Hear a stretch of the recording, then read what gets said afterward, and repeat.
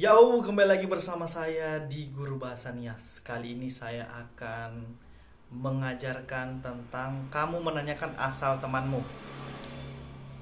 Hei kawan, itu muri keda.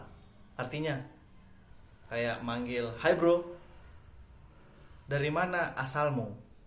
Atau, "Hei kawan, hei talifuse, hizo otarai."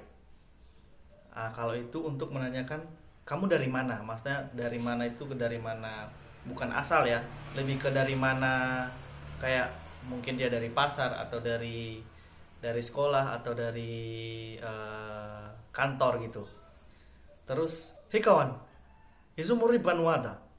Nah itu sama kayak nanya asal tadi ya, kampungnya di mana gitu. Itu muri Banwada. Nah, di Nias juga biasa dipakai kawan karena udah terpengaruh sama bahasa Indonesia. Dan kalau emang mau Nias banget gitu ya, he talifuse, he sumuri Banwada, he talifuse. Nah, kayak hei saudaraku, itu intim banget sih. Biasanya orang-orang Nias tuh kan agak lebih kekeluargaan gitu, lebih dekat.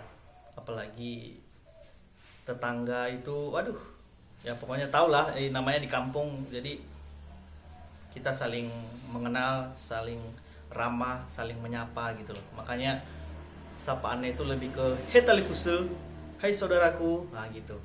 Oke, sampai di sini dulu. Sampai ketemu di video berikutnya. Bye, Yahoo.